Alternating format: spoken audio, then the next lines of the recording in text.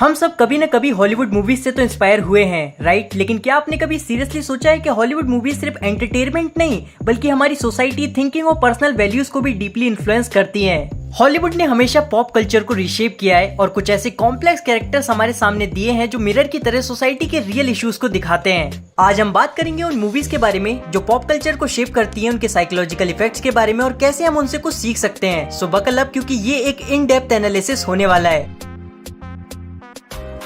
पहले तो ये समझना जरूरी है कि हॉलीवुड मूवीज का कल्चरल इम्पैक्ट इतना स्ट्रॉन्ग क्यों है। मूवीज हमेशा से रिफ्लेक्शन रही है सोसाइटी का और हर एरा की बिगेस्ट चैलेंजेस और चेंजेस को डिपिक्ट करती हैं। स्टार वॉर्स 1977 जैसी मूवीज ने एक नए जॉनर को डिफाइन किया है, but at the same time it also shaped ideas about good versus evil, war and hope. जब स्टार वॉर्स रिलीज हुई थी उस वक्त दुनिया एक टर्बुलेंट से गुजर रही थी। World war, Vietnam war, Darth Vader जैसे विलन्स और लूक स्काईवॉकर जैसे हीरोज ने कॉम्प्लेक्स पॉलिटिक्स और फिलोसॉफिकल आइडियोलॉजीज को रिफ्लेक्ट किया। डार्थ वेडर एक ऐसे इंसान का सिंबल है जो पावर के आगे अपने मॉरल्स को खो देता है, and look on the other hand एक होप का सिंबल है जो स्ट्रगल के बाद भी गुड की तरफ रहने का डिसीजन लेता है। द मैट्रिक्स, ये मूवी जब पहली बार रिलीज हुई तो लोग सिर्फ इसके विजुअल इफेक्ट्स के पीछे पागल हो गए, बट द मैट्रिक्स एक डीपर एलोगरी है अबाउट कंट्रोल, रियलिटी और फ्रीडम। नियो का रेड पिल चूज करना एक फिलोसॉफिकल डिसीजन था।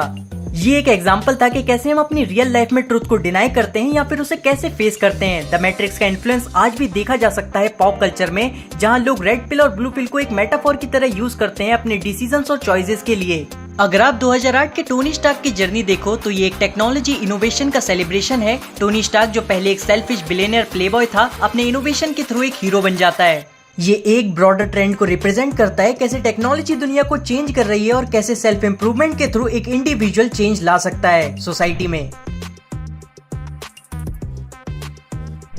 सुपर हीरोज को मॉडर्न डे मिथ्स माना जाता है। ये एक तरह से सही भी है। पहले हम ग्रीक माइथोलॉजी के हीरोज को वर्शिप करते थे, जैसे हरक्यूलिस, एथिल्स, जो पावर और करेज के सिंबल थे। आज के जमाने में ये रोल सुपरमैन प्ले करता है। सुपरमैन एक ग्लोबल कल्चरल आइकॉन है जो मोरल वैल्यूज और होप का सिंबल है। उसकी स्टोरी एक इमिग्रेंट की है जो दूसरी दुनिया से आके अर्थ को अपना बनाता है। सुपरमैन के कैरेक्टर में आपको एक मिशनिक फिगर का रिफ्लेक्शन दिखेगा। He is like a saviour. ये हमें ये मैसेज देना चाहते हैं कि कितनी भी बड़ी पावर क्यों ना हो, हमें हमेशा सेल्फलेस, मोरली अपराइट रहना जरूरी है। बैटमैन और जोकर के बीच के आइडियोलॉजिकल कॉन्फ्लिक्ट हमारे मॉडर्न डे सोसाइटी के रियल वर्ल्ड के कॉन्फ्लिक्ट को रिप्रेजेंट करता है। बैटमैन एक ऐसा कैरेक्टर है जो जस्टिस और ऑर्डर में बिलीव करता है, वेयर इज जोकर कियोस और एनार्की को एडवोकेट करता है। ये दोनों फिलोसफीज हमें लाइफ के डिफरेंट एस्पेक्ट्स के बारे में सोचने पर मजबूर करती हैं। बैटमैन का नो किलिंग रूल एक एथिकल डिलेमा को हाईलाइट करता है। क्या इंसान को अपनी वैल्यूज के अगेंस्ट में जाकर बड़ी प्रॉब्लम सॉल्व करनी चाहिए? ये फिलोसॉफिकल डिबेट हमेशा रिलेवेंट रहेगा। अगर आप कैप्टन अमेरिका के कैरेक्टर को देखो तो वो सिर्फ एक सोल्जर नहीं है, बल्कि स्टीव रॉजर्स का कैरेक्टर एक प्योर हार्टेड आइडियलिस्टिक हीरो है जो हमेशा अपनी कंट्री के लिए फाइट करता है। पर जब उसे लगता है कि उसकी गवर्नमेंट गलत है तो वो उसके अगेंस्ट भी जा सकता है। ये कल्चरल डिबेट को हाईलाइट करता है, loyalty to the system versus loyalty to the one's own values. Hollywood movies ने हमें कुछ ऐसे कॉम्प्लेक्स कैरेक्टर्स दिए हैं जो हमें रियल लाइफ के डीपर एस्पेक्ट्स के बारे में सोचने पर मजबूर करते हैं।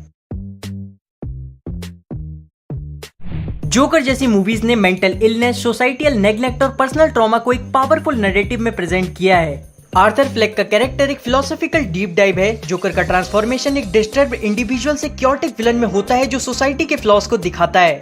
इस मूवी ने हमें दिखाया कि कैसे मेंटल हेल्थ इश्यूज और आइसोलेशन एक पर्सन को पूरी तरह चेंज कर सकते हैं। सोसाइटी का एक बड़ा रोल होता है इंडिविजुअल के डेवलपमेंट में, और जोकर इस बात का परफेक्ट एग्जांपल है कि अगर सोसाइटी आपको नेग्लेक्ट करती है तो आप किस एक्सट्रीम तक गिर सकते हैं। ब्रेकिंग बैड में वॉल्टर वाइट का कैरेक्टर एक सिंपल केमिस्ट्री टीचर से एक रूथलेस ड्रग लॉर्ड में ट्रांसफॉर्म हो जाता है। ये ट्रांसफॉर्मेशन दिखाता है कि जब इंसान डेस्परेशन और सर्कमस्टेंसेस के ट्रैप में फंस जाता है तो वो अपने एथिक्स और मोरालिटी को कैसे कॉम्प्रोमाइज कर सकता है। वॉल्टर वाइट की जर्नी एक फिलोसॉफिकल एनालिसिस है पावर और करप्शन के ऊपर। ये हमें एक फिलोसॉफिकल क्वेश्चन देता है, क्या हम अपने सर्वाइवल के लिए गलत एक्शंस को जस्टिफाई कर सकते हैं?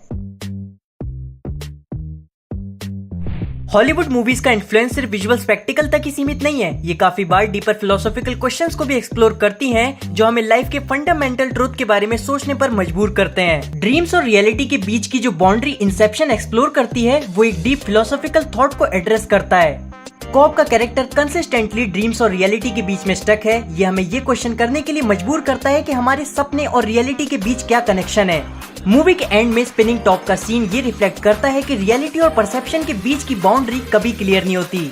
क्रिस्टोफर नोलन की इंटरस्टेलर मूवी ने ह्यूमन इमोशंस और सर्वाइवल के बीच एक डीप फिलोसॉफिकल कन्वर्सेशन स्टार्ट की।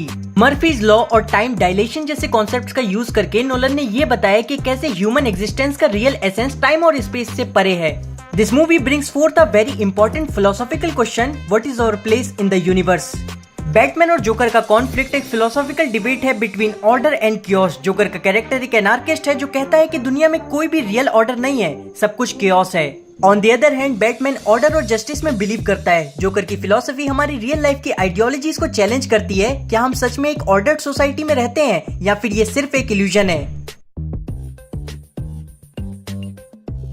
मूवीज का सोसाइटी पे इम्पैक्ट डायरेक्ट और प्रोफाउंड होता है। ये सिर्फ एंटरटेनमेंट मीडियम नहीं है बल्कि पावरफुल टूल है जो सोसाइटी को चेंज कर सकता है और अवेयरनेस ला सकता है। गॉडफादर सिर्फ एक क्राइम मूवी नहीं थी, ये एक मेटाफोर था अमेरिकन कैपिटलिज्म और पावर स्ट्रक्चर का। माइकल कॉर्लियोन का कैरेक्टर एक पावरफुल रिप्रेजेंटेशन था हाउ पावर करप्ट्स। उसके फादर की वैल्यूज और अपने बिजनेस एथिक्स के बीच का स्ट्रगल एक साइकोलॉजिकल डिबेट है जो आज भी रेलेवेंट है। इस मूवी ने क्राइम और पावर डायनेमिक्स को रिमोनेटाइज करने के बावजूद एक dark commentary the on how the pursuit of power destroys everything else. Fight club एक कंप्लीट रेबेलियन है कंज्यूमरिज्म और मॉडर्न सोसाइटी के होलो आइडल्स के अगेंस्ट में। टेलर डर्डन का कैरेक्टर एक सिंबल है of rejection societal norms and creating your own path. ये एक एग्जिस्टेंशियलिस्ट मूवी है जो हमसे कंसिस्टेंटली क्वेश्चन करती है कि क्या हम जो जी रहे हैं वो हमारी लाइफ है भी या फिर सिर्फ एक सोसाइटियल प्रोग्रामिंग का रिजल्ट है। तो दोस्तों ये था एक deep dive into how Hollywood movies not only entertain but deeply influence our society, culture और इवन अवर पर्सनल लिव्स। इन मूवीज के थ्रू हमें काफी कुछ नया सोचने को मिलता है about who we are, what we believe in और हमारी चॉइसेस क्या डिफाइन करती हैं। नेक्स्ट टाइम जब आप कोई मूवी देखो, try to see beyond just a story. देखो कि कैसे ये आपके थॉट्स, बिलीव्स और पूरी दुनिया को इन्फ्लुएंस करती है। See you in the next one. Till then, keep watching, keep learning.